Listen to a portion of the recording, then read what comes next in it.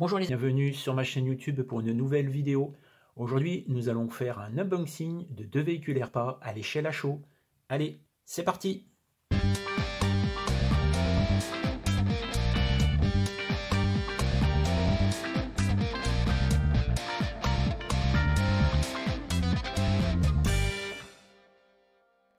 Voilà deux véhicules que je me suis procurés. Ils sont de la marque Airpa. Vous pouvez voir d'ailleurs encore les prix. 6,75 pour la berline et 9,05 € pour l'utilitaire. Alors ils font partie de la gamme Airpa à construire soi-même. Vous avez la petite notice qui se trouve d'ailleurs à l'arrière des boîtes. C'est quelque chose de totalement différent, c'est-à-dire que déjà au niveau du prix, vous êtes moins cher qu'une berline ou un utilitaire que vous pouvez trouver sur la même marque mais déjà construite. L'intérêt de ce type de produit, c'est que justement c'est un petit peu moins cher et surtout vous la construisez vous-même, donc c'est assez ludique. Vous avez la notice, ça se monte très facilement, très simplement. Vous pouvez faire ça même avec des enfants, avec vos enfants, vos amis, vos cousins, tout ce que vous voulez. L'autre avantage, c'est que vous pouvez personnaliser donc tout l'intérieur de votre voiture, de votre véhicule en général, soit en repeignant, en ajoutant des petits détails, voire même en ajoutant même l'éclairage. Le travail donc est facilité par le fait que la voiture, que le véhicule roulant soit démonté, ce qui vous permet de préparer en amont la mise en place des différents éclairages. Vous allez pouvoir également peindre les éléments qui n'ont pas été peints, ou du moins qui sont peints dans la même teinte que la carrosserie, comme par exemple les essuie-glaces qui ne sont pas, par exemple, violets. Je vais faire un gros plan, qui ne sont pas violets comme la teinte de la carrosserie, mais plutôt dans les teintes marron-gris. Vous allez pouvoir ajouter également, faire un petit trou pour placer peut-être une antenne, voilà, peindre, refaire les jantes des roues, voilà. Donc c'est économique, c'est ludique. Alors après, ça n'a pas le niveau de détail d'un produit, déjà ne serait-ce que de la même marque, mais surtout d'une marque... Quoique de la même marque, je pense que si, parce qu'Airpa voilà, font des produits assez accessibles. Mais voilà, vous allez avoir moins de détails qu'un modèle tout fait déjà assemblé d'autres marques. Voilà, c'est un juste milieu. Moi, j'ai surtout trouvé ça intéressant parce que c'était très personnalisable. Voilà. Et bien écoutez, on va passer tout de suite au déballage. Donc, je me suis muni d'une pince coupante. On va séparer, voilà, la graffe.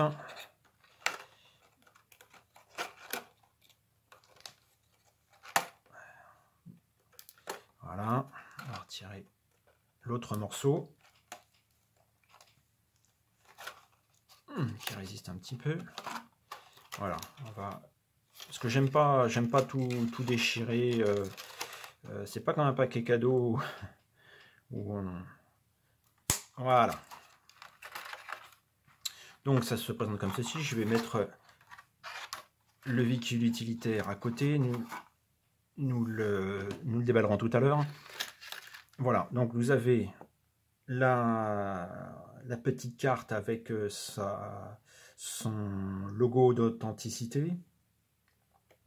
Voilà, il vous marque le logo, voilà, donc c'est bien sous licence BMW pour le cas présent. Donc c'est une BMW, c'est une série 5 limousine, donc je pense modèle long, voilà. Et derrière, vous avez la notice de montage. Alors rien de bien compliqué, hein. Elle se présente quasiment tous les modèles de la gamme un peu de la même façon. Voilà, vous avez quelques instructions à l'intérieur. Bon, on ne va pas les lire, mais voilà, c'est toutes les précautions d'usage. Comme vous pouvez le constater, donc très peu de pièces. Vous allez avoir donc la caisse, le châssis, les essieux avec donc les roues et toute la partie intérieure, ainsi que les vitrages, les pare-chocs et les feux. Alors chaque modèle a sa conception propre, mais on retrouve à peu près les mêmes techniques, c'est-à-dire que les pare-chocs gris qui ne sont pas peints viennent en fait s'enficher à leur emplacement en venant bloquer l'ensemble de votre véhicule. Voilà, c'est à peu près quasiment le même schéma de montage, quel que soit le modèle. Voilà. Alors, ben nous y allons. On va faire ça ensemble. Donc, vous avez donc là le châssis. Je vais vous montrer. Alors attention, il y a quelques petites pièces à ne pas perdre. Vous avez donc la caisse. Vous avez tout le bloc intérieur du véhicule qui est assez bien représenté. Vous avez le volant 4 branches comme il y a, les sièges façon cuir, la tablette arrière, les appuis-tête des passagers arrière. On retrouve toujours à peu près le même système de fixation au niveau du levier de vitesse qui va venir donc bloquer cette pièce sur le châssis. Les emplacements pour les passages de roues. Voilà, donc libre à vous après de repeindre si vous voulez vous faire, parce que par défaut vous allez trouver des couleurs standards pour les intérieurs, ça va être du gris ou du noir, mais si vous voulez, là on va dire que si c'est une voiture, une limousine, enfin quelque chose d'un modèle haut de gamme, vous pouvez le peindre avec en faisant du cuir beige, enfin ce que vous voulez. Voilà, vous pouvez la personnaliser. Voilà. Je pose ça là. Vous avez donc ensuite les deux essieux avec des gros pneus. Alors ce qui est étrange, je vais essayer de zoomer. Voilà.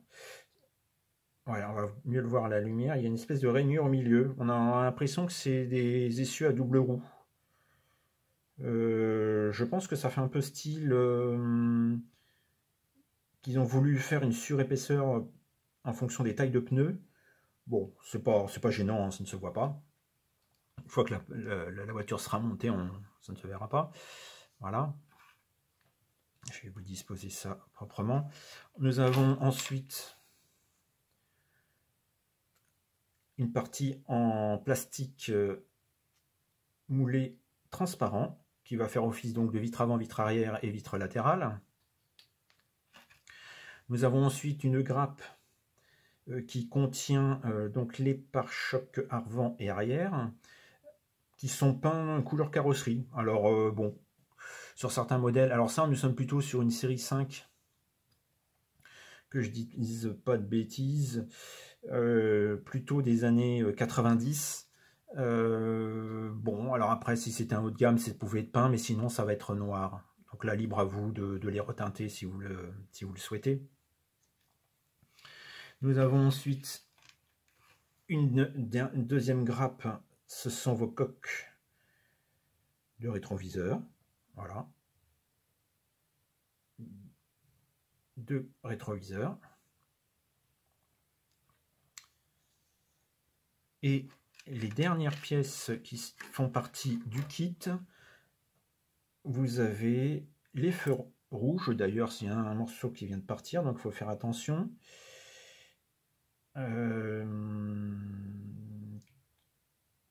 Alors, je suis assez circonspect. Alors, ça, c'est bien un feu rouge. C'est un feu arrière. Ça, qu'est-ce qui est tombé? C'est un feu aussi. Donc, il semblerait... Ça, je vois pas trop à quoi ça sert. Non, si on a nos deux feux rouges, donc nous en avons un là, et nous avons l'autre qui est encore resté sur sa grappe. Donc si j'ai mes deux feux rouges, je ne vois pas ce que peut être cette chute de plastique. Peut-être non, c'est pas des blocs optiques. Ça serait ceux de devant. Bah non, non, non, parce que sur ce modèle-là, ouais, les feux avant, pardon, comme sur les feux de BMW, ils sont ronds. Non, ils ont décidé de ne pas les faire en plastique transparent, translucide du moins. Donc non, cette pièce-là, on va les mettre de côté. Toujours avoir un récipient qui permet de récupérer les pièces. Alors, on va suivre simplement la notice. Donc nous avons notre châssis qu'on va disposer comme ceci. Nous allons y venir y placer notre intérieur en ayant préalablement positionné les deux essieux, vous voyez, qui viennent se poser tout simplement là-dessus. Voilà. On vient enficher. Voilà. Vous voyez qu'à la place du pommeau, du levier de vitesse, c'est la tige de maintien. Alors, a priori, il n'y a pas besoin de coller. C'est rentré avec force. Alors, pas beaucoup sur celui-ci, mais je pense sur ce modèle-là, mais je pense que globalement, ça devrait tenir sans problème. Ensuite, en numéro 2, nous avons la partie vitrée. Alors, n'hésitez pas non plus à bien nettoyer vos vitres. C'est tout bête, hein, mais passez un coup de coton-tige avec du produit à vitre pour éviter les traces de doigts une fois que vous aurez tout placé. Donc peut-être placer un petit point de colle. Alors si on mettait l'avant et l'arrière dans le bon sens, voilà, mieux comme ça. Mettre un petit point de colle à plastique en fond. Une fois que c'est bien collé, vous donnez un petit coup de nettoyage. Parce que là, avec les doigts, même en n'ayant pas les doigts gras, vous allez avoir des traces de transpiration. Et une fois refermé, bah, ça risque de ne pas faire très joli. Pareil hein, pour la carrosserie après. Voilà. Donc, on va rester comme ceci. En 3, ils nous disent d'assembler la pièce 1 et la pièce 2. On vient mettre ça comme ceci. Et voilà, ça vient prendre forme.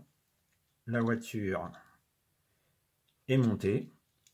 Ensuite, je vais y placer les deux pare-chocs.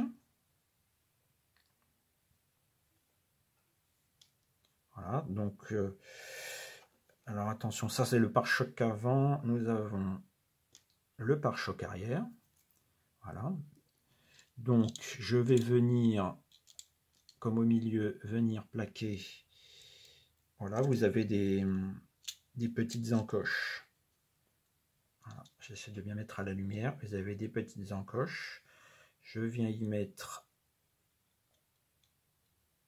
mon pare-choc. Alors, est-ce qu'il y a un sens? Oui, dans ce sens-là. Voilà. Alors, c'est toujours la partie la plus... pas la plus délicate, mais comme c'est les pièces qui assemblent... Alors, vous voyez, je l'ai mis à l'envers. Parce que ici, on voit le biseau qui est pas dans le même sens que le passage de roue. Alors là, il faut faire attention. Normalement, quand vous montez, vous redémontez pas. Hein. Il vaut mieux essayer de faire tout ce qu'il y a avant. Voilà, donc il y a bien un sens. Voilà. Voilà, et on voit que le pare-choc s'ajuste parfaitement au niveau du passage de roue. Voilà. Impeccable. Nous allons mettre maintenant le pare-choc avant. Pareil, il y a un sens. Vous le voyez par rapport au biseau. En fait, le pare-choc, là, c'est la partie qui est en pur caoutchouc en théorie, hein, dans la réalité, plus la plaque d'immatriculation. Voilà. Votre véhicule est assemblé. Il tient parfaitement, parce que voilà, les pare-chocs viennent maintenir l'ensemble. Et il va nous rester plus qu'à installer les feux. Mais en fait, ouais, ce que j'ai mis de côté, c'est plutôt les... Voilà, bon, ça, on enlève. Toc. Voilà. Donc, on va y mettre les feux rouges. Voilà, donc c'est pareil, vous avez un sens, mais là, vous ne pouvez pas vous tromper. Vous ne pouvez pas vous tromper parce que justement, la forme du feu fait que ça fait comme un détrompeur. Alors, il reste encore des petites choses. Voilà.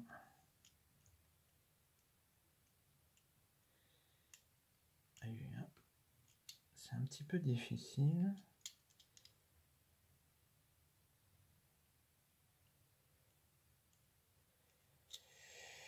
Alors, qu'est-ce qui lui arrive?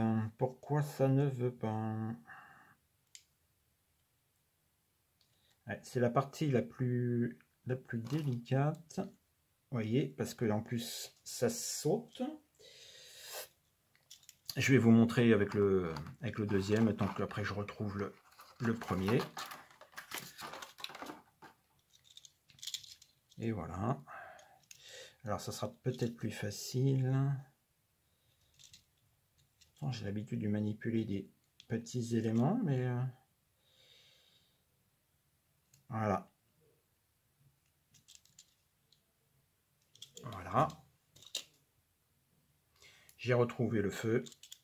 Il n'était pas parti bien loin. Alors, pourquoi celui-ci va moins bien se mettre que le précédent?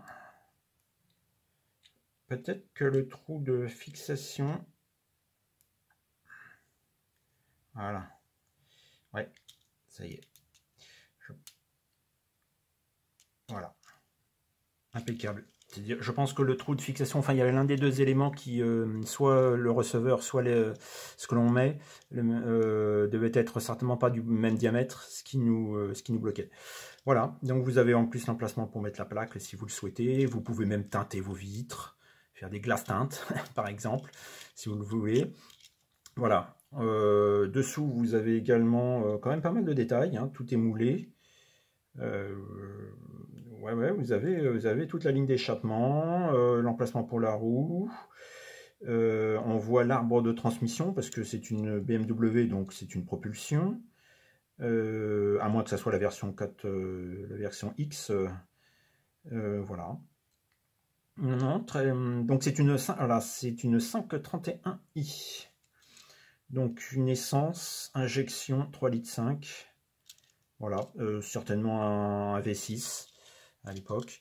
Je vais regarder avec vous les derniers éléments là. Alors là, j'ai vraiment un doute. Oui, c'est ça. Ça doit être des... C'est des rétroviseurs, ce sont des coques de rétroviseurs. Mais là, par contre, il va vous falloir... Ouais, c'est ça, il va falloir vous les coller. Il y a un petit emplacement au niveau de la vitre.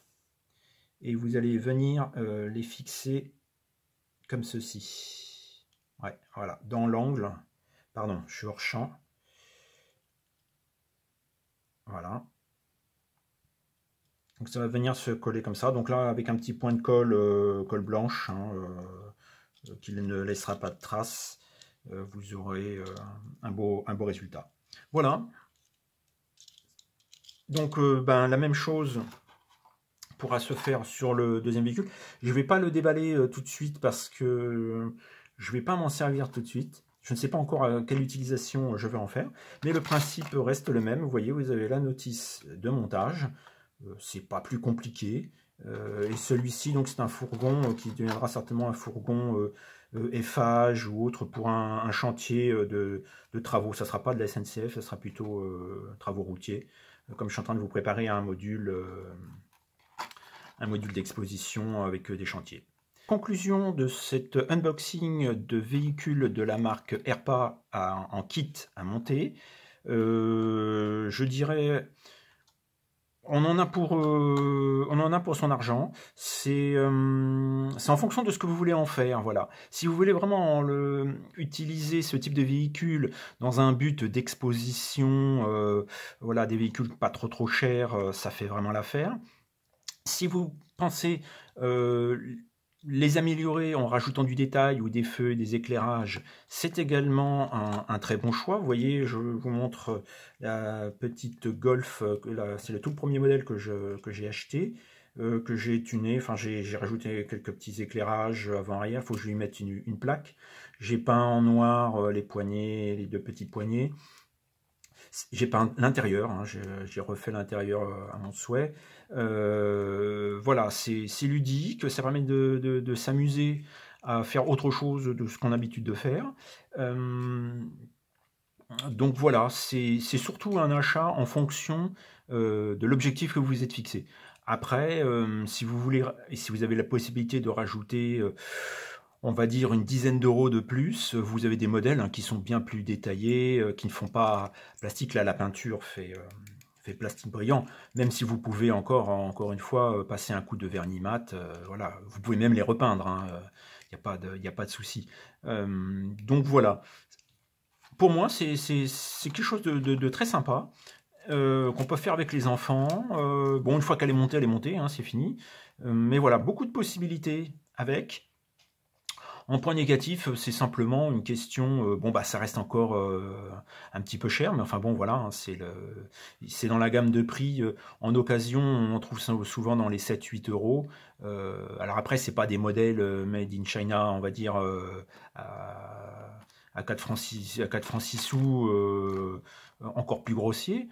Tout dépend, voilà, si vous voulez utiliser des véhicules pour mettre par exemple sur un porte-auto pour faire des relations de nuit ou de jour sur des tacs, un train en couchette, vous pouvez prendre du chinois. Ou si vous faites du transport de véhicules neufs, c'est pareil, vous pouvez acheter des voitures en grande quantité avec une faible qualité de reproduction et pas toujours en plus à l'échelle du 1/87e.